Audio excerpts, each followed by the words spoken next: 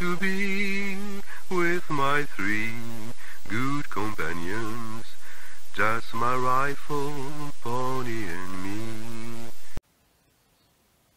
Il y a une diversité,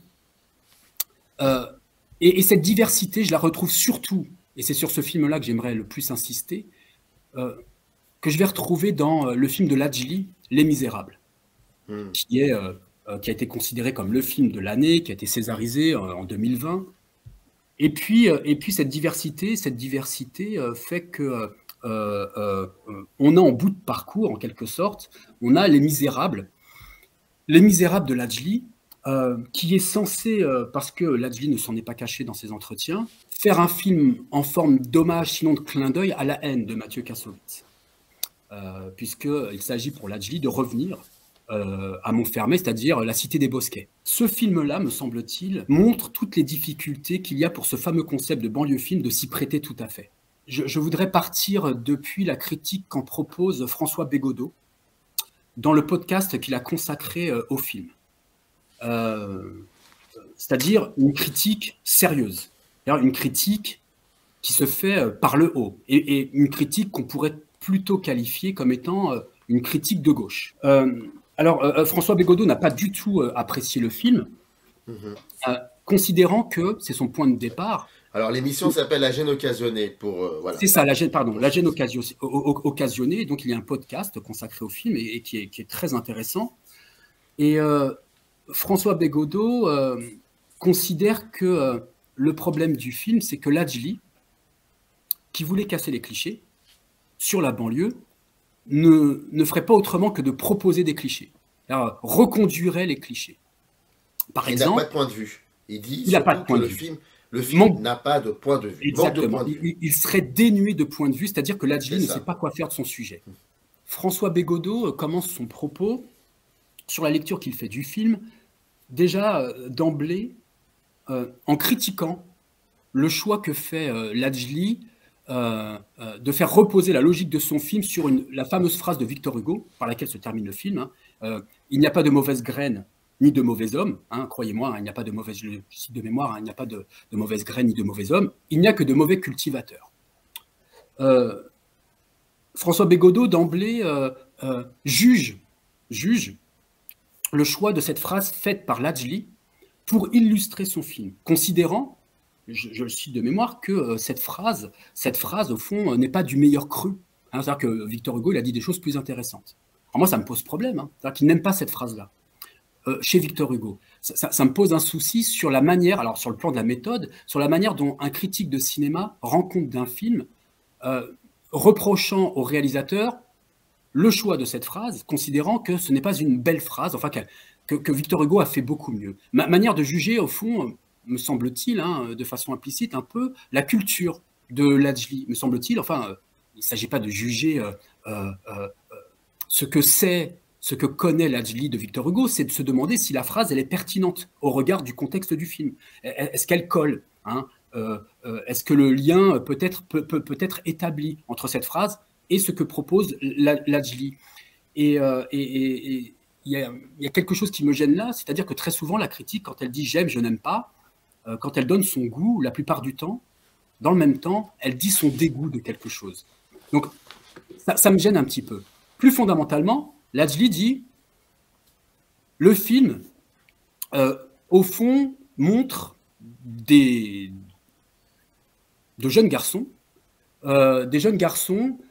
plutôt bons, plutôt bienveillants en début de film. On célèbre la deuxième victoire de la France en Coupe du Monde, scène de l'IS.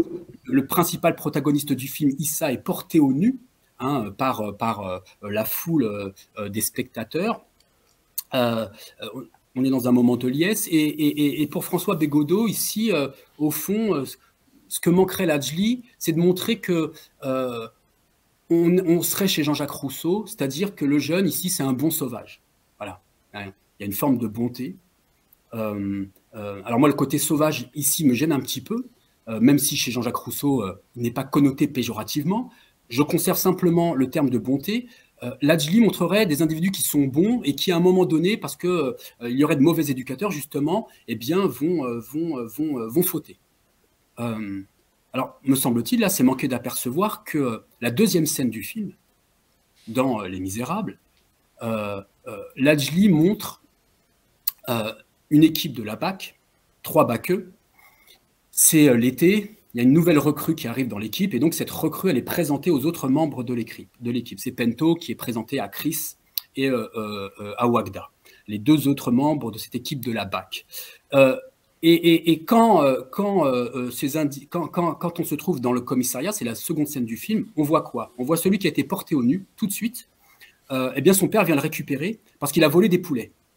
Donc moi je veux bien qu'on dise que ici Lajli montrerait de jeunes, des préadolescents, voire de jeunes adolescents qui seraient de bons individus et qui finiraient faute d'éducateurs, de bons éducateurs par fauter.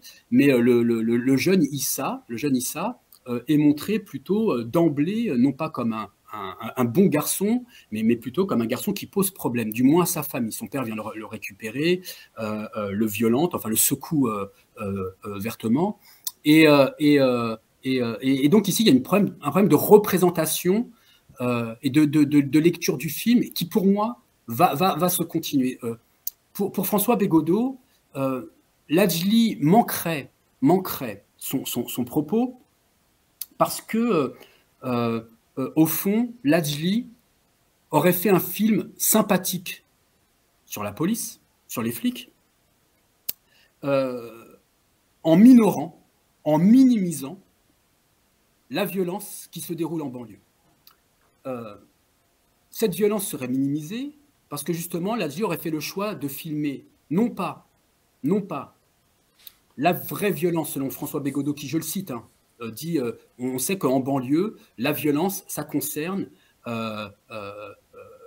des garçons arabes et noirs de 15 à 30 ans. Alors moi, ça me pose problème. Alors, sans doute, pourquoi pas. Mais bon, dans un pays où les statistiques ethniques n'existent pas, ça me pose problème de dire cela. Mais pourquoi pas. Et Lajli manquerait ça parce qu'il ne montre pas des individus de 15 à 30 ans dans leur rapport violent à la société. Il montrerait des enfants ou de jeunes adolescents, qui ont 12-13 ans. Le jeune Issa est très jeune dans le film. Et donc, pour François Bégodeau, eh bien ici, Lajli manquerait sa cible en minimisant ce qui se passe vraiment en banlieue. Il le minimiserait par ce choix scénaristique-là. Oui, pourquoi pas?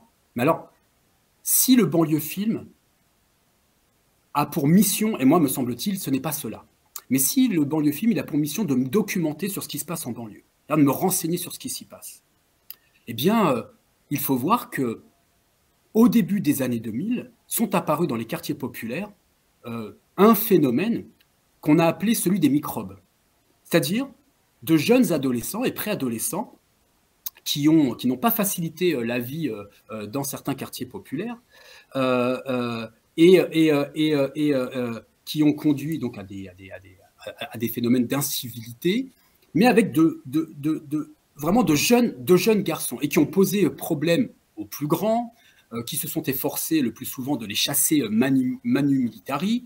C'est quelque chose que l'on voit dans ce film qui a été tourné, alors cette fois-ci à Naples, Piranha. Ce moment où ce sont des enfants qui, une fois que les barons de la drogue napolitains ont été mis en prison, eh bien, ils disposaient d'un espace vacant et ils vont l'investir. Et eux-mêmes vont s'autoproclamer roi du pétrole à Naples. Et donc, oui, ce phénomène-là de la violence chez de jeunes adolescents, elle existe et elle a posé problème. Et donc, Lajli, ici, me semble-t-il, ne se trompe pas, ça existe, ça a existé. C'est ce qu'on a appelé les microbes dans les quartiers populaires, et il le montre à l'écran. Moi, ce qui m'intéresse ici, c'est que quand il montre cela à l'écran, c'est que, alors, peut-être que je m'égare, mais je vois cela un peu à la façon dont Sam Peckinpah voyait la violence. Comment la violence circule entre les adultes et les enfants. Comment, au fond, on ne sort pas de ce cercle-là, du moins la question étant, non pas de faire disparaître la violence, mais comment la transmuer autrement, positivement ou négativement. Ici, pour moi, en filmant de jeunes individus, Lajli s'efforce de montrer que, faute de bons éducateurs, au fond, les adultes ont légué cette violence aux jeunes. Que vont-ils en faire maintenant, hein? Que vont-ils faire de cette violence-là? François Bégodeau nous dit encore dans son podcast, qui est très intéressant, il nous dit le film est encore raté parce que ce qu'il faudrait faire, ce qu'il faudrait absolument faire, c'est montrer la violence de la police dans l'ordinaire qui est le sien, dans le quotidien qui est le sien, c'est-à-dire en dehors de tout phénomène d'éruption de violence.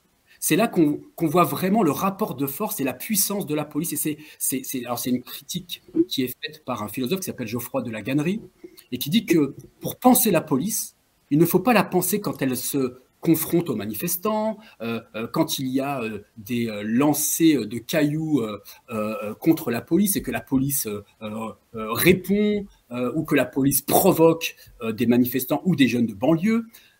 Non, il faut montrer la police dans son rapport, notamment aux jeunes de banlieue, quand tout est normal. Hein, et le film ne le montrerait pas, dit François Bégodeau.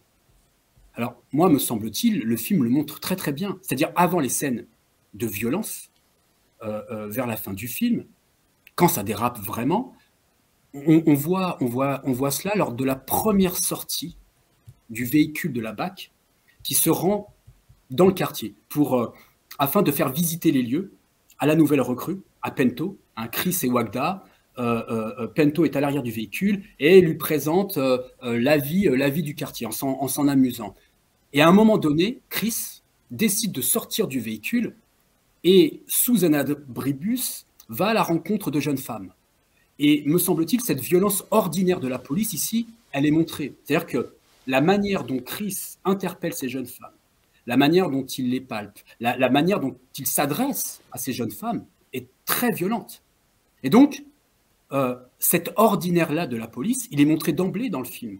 Pas besoin de voitures qui brûlent pour penser le rapport entre les jeunes et la police. On le voit très bien ici, et on voit dans quel rapport de tension on peut être à travers la manière dont Chris interpelle ces jeunes femmes sous cet abribus-là.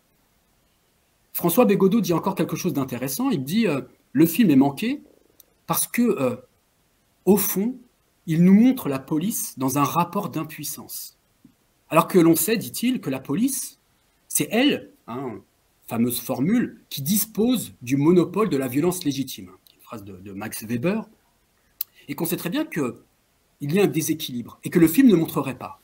Que la police, elle serait dans une relation de puissance à l'autre et le film ne le montrerait pas. Lajli, une fois encore, montrerait des flics plutôt sympas. Me semble-t-il, c'est manquer d'apercevoir ce qu'un philosophe politique s'appelle Étienne Balibar et que montre plutôt bien le film, c'est que la police, aujourd'hui, et une fois encore, si on considère que le banlieue film est censé me documenter sur ce qui se passe en banlieue. C'est ça, le concept de banlieue film, il est censé me renseigner sur ce qui se passerait en banlieue. Il faut bien voir que la police, très souvent, pour se rendre dans certains quartiers populaires relativement difficiles, ne peuvent le faire qu'accompagnés de compagnies de CRS pour asseoir leur autorité. Ce faisant, c'est ce que dit Étienne Balibar, ici, on a plutôt l'illustration de ce que la puissance des forces de l'ordre, de la police, confine plutôt à l'impuissance. C'est-à-dire que pour affirmer ma puissance, la police, elle a besoin d'un supplément d'âme, elle a besoin de quelque chose d'autre qu'elle-même, pour asseoir son autorité, et qui montre bien plutôt son impuissance aujourd'hui à régler certaines difficultés comme incivilité qui se dérouleraient dans certains quartiers populaires. Donc, Lajli, ici, me semble-t-il, ne minore pas du tout les effets de puissance de la police. Il les montre à l'écran. Plus embêtant pour moi, quand j'écoute cette critique, c'est que François Bégodeau, terminant son propos, explique à propos des Misérables de Lajli que Lajli, au fond, ne ferait de la police, ne nous délivrerait de la police qu'une image sympathique. Et il prend un exemple, alors anecdotique, mais qui renseigne bien sur ce qu'il souhaite dire. Il nous dit que, par exemple, Wagda, hein, dans l'équipe des Baqueux, qui est mannequin à la ville, hein, voilà, ne renvoie pas une image fidèle de la BAC. Hein, François Bégodeau dit qu'il a vu, hein, il a vu la BAC, il sait à quoi elle ressemble la BAC, mais ce qui est intéressant, c'est qu'il nous dit là où il a vu la BAC opérer dans les quartiers. Et il dit, moi je regarde, il dit, je regarde ce type de reportage, enquête exclusive. Je regarde à la télé enquête exclusive sur la manière dont la BAC, la manière dont elle est constituée, quel physique ont les policiers de la BAC, quel rapport ils ont aux jeunes de banlieue, et je regarde des reportages, et il cite, hein, je crois, 6 mois avec la police dans tel ou tel quartier. Et ces reportages que l'on voit à l'envi, diffusés à la télé. Alors, moi, ce qui me pose problème, et qui me renvoie au banlieue film, c'est que pour juger de la visée documentaire du film de Lajli, eh bien, François Bégodeau utilise des images télévisuelles, c'est-à-dire la façon dont il perçoit la banlieue, mais médiatisée par des reportages télévisés, dont on peut dire qu'ils sont eux aussi scénarisés, qu'ils reposent sur des choix qui sont faits par les équipes de reportage, parce que le documentaire, me semble-t-il, le problème a été réglé dès la naissance du documentaire. Ce n'est pas simplement poser sa caméra et puis attendre de saisir la réalité, et c'est-à-dire de l'enregistrer. Hein. Il y a une forme aussi d'enrégimentation de la réalité. Il y a des choix qui sont faits par le documentariste. Et François Bégodeau nous dit, voilà, au fond, je ne retrouve pas dans Les Misérables ce que j'ai vu à la télé, ce que j'ai pu y percevoir de la BAC comme de la police. Moi, ce qui me pose problème ici, là encore, c'est qu'au fond, François Bégodeau reproche à Lajli qui voulait casser les clichés d'avoir fait du cliché, mais au fond, j'ai le sentiment hein, que en se livrant à une analyse critique du film de Lajli à partir de ces fameux reportages télévisés sur la police qui intervient dans des quartiers populaires à certains moments de la vie de ces quartiers populaires, qui n'est pas toute la vie de ces quartiers populaires. Eh bien, au fond, regardant ce film, eh bien, pas Lajli, mais François Bégodeau veut du cliché. Il veut retrouver ce qu'il a vu télévisuellement. Et comme il ne le retrouve pas, pour lui, le film manquerait son objectif. Le film serait raté. Le film serait plutôt sympathique sur les policiers. Autre chose très intéressante sur le concept de banlieue film que reprend François Bégodeau, c'est que très souvent, pour analyser un banlieue film, la critique a recours à une sorte de mantra, hein, quelque chose que les critiques se répètent, reprennent en permanence, me semble-t-il, sans jamais le questionner, comme n'est jamais questionné ce concept de banlieue film. Ce sont des films qu'on appelle des urban movies, c'est-à-dire des banlieues films, mais nord-américains. François Bégodeau, lui, considère que Lajli, ici, dans ce film, eh bien, il aurait fait son Do the Right Thing de Spike Lee, tout comme il aurait fait son Menace to Society des frères Hughes. Ces films que je viens de citer, ce sont toujours les mêmes films, alors avec un autre, Boys in the Hood, ce sont les 3 films que la critique reprend en permanence pour juger de la plus ou moins bonne représentativité de la vie en banlieue française, pour montrer combien, au fond, ce cinéma français, ce banlieue film, se trouverait en permanence sous perfusion nord-américaine, mais à partir de ces 3 seuls films. Alors ça revient en permanence dans la bouche des critiques. Et chez François Bégodeau, alors pas que, hein, il dit aussi que Lajli, ici, refaisant ce cinéma nord-américain, eh bien, s'inscrirait également dans les pas de La haine et Ma cité va craquer. Il aurait refait La haine et Ma cité va craquer. Ce sont les 2 films français qui aussi en permanence reviennent pour juger d'un certain type de banlieue film. En somme, hein, quand des phénomènes de violence s'y constatent, les critiques en permanence en reviennent à La haine et à Ma cité va craquer de Jean-François Richet. La haine, et contrairement aux Misérables, la haine se situe à un niveau infrapolitique, c'est-à-dire à un niveau de déradicalisation de toute forme de contestation. On est face à des individus qui sont dans la morne acceptation de ce qui vient. C'est-à-dire qu'il n'y a pas de projection politique d'une contestation possible. Et donc ça finira mal, ça dérapera.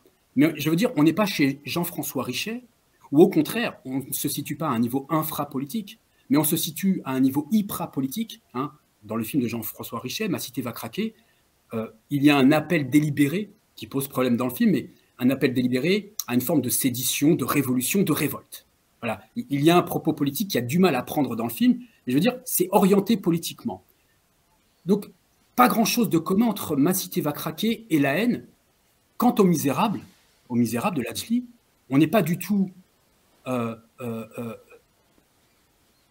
ni du côté de La haine, ni du côté de Jean-François Richet. On est dans une histoire de vengeance personnelle, cette d'Issa, qui se vengeant d'avoir été flashé au LBD, hein, au flashball, par l'un des trois Baqueux, Wagda, décide de se venger et va agréger autour de lui une forme de révolte.